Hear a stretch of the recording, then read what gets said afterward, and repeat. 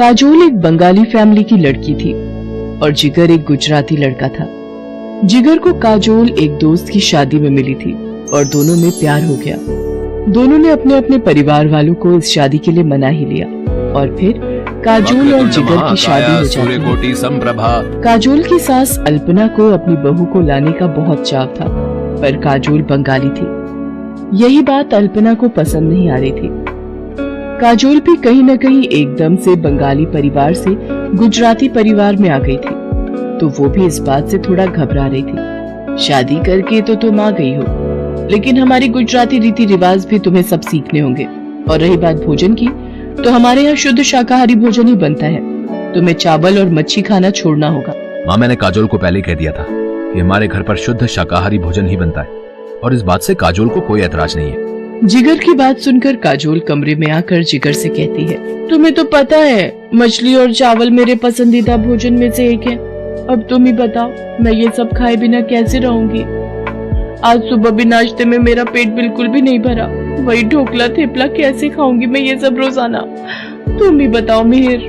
काजोल, तुम जानती हो ये शादी हम दोनों की सहमति से हुई है, तो हमें इस शादी को आगे बढ़ाने के लिए कहीं ना कहीं तालमेल तो बिठाना ही होगा। अच्छा, मैं ऑफिस निकल रहा हूँ, शाम को जल्दी आ जाऊंगा। मिहिर ऑफिस चला जाता है। ऐसे ही कुछ दिन बीत जाते हैं। एक शाम अल्पना काजोल को कहती है, काजोल, मकर संक्रांति का त्योहार आ रहा है, घर में मेहमान भी आएंगे। इस बार मकर संक्रांति की सारी तैयारी तुम्हें ही करनी है और हाँ, खिचड़ी का प्रसाद भी तैयार करना है। अब ये सब कैसे करूंगी? मैंने तो कभी ये प्रसाद वाली खिचड़ी बनाई ही नहीं। माँ को फोन करती हूँ। अरे तू चिंता क्यों कर रही है काजोल?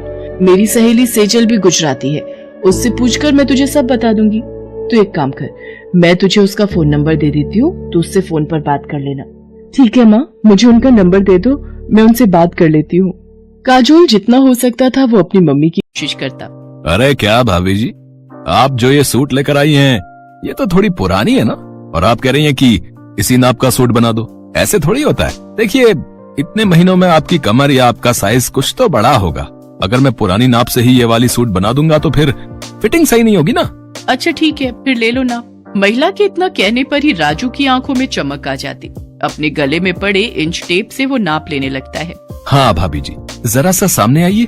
हाँ हाँ हाँ, ठीक है ठीक है, जरा कमर की नाप ले लूं। उसके बाद तो वो लगभग आधे घंटे नाप लेने में ही लगा देता। और अगर कोई उससे कहता कि अरे राजू मास्टर जी, कितनी देर से नाप ले रहे हो, शाम तक नाप ही लोगे क्या? देखिए भाभी जी, मेरा नाम है राजू मास्टर, मैं अपने काम से कोई समझौता नहीं करता। हाँ, ठीक से नाप लूंगा तभी तो मस्त सूट बना पाऊंगा ना। अब उसकी इस बात पर कोई क्या ही उसे बोलता। बहरहाल औरत के जाने के बाद वो उस औरत के ख्याल में खो जाता। और क्या मस्त फिगर थी भाभी जी की।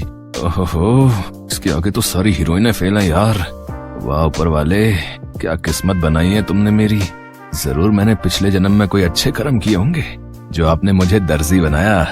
हे भगवान, बस एक ही प्रार्थना है कि अगले जन्म मोहे दर्जी ही कीजिए, ताकि मैं अलग अलग और खूबसूरत औरतों के नाप ले सकूं।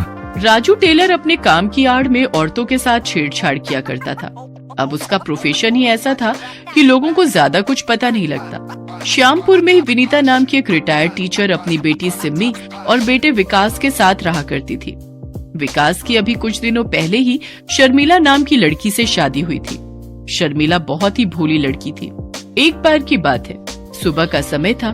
शर्मिला माथे पर घूंघट लिए अपनी सास के पास चाय लेकर गई। ये लीजिए माँ जी, आपकी चाय अदरक वाली। ये कहकर उसने चाय अपनी सास को दी। विनीता ने चाय ले ली तो शर्मिला वहाँ से जाने लगी। बहू, एक मिनट रुको, मुझे तुमसे कुछ बात करनी है। मुझसे कोई बात हो गई क्या माँ जी? अब चाय तो ठीक है ना? अरे तो इतना डरती क्यों है? मैं तेरी सास हूँ, कोई राक्षस थोड़े।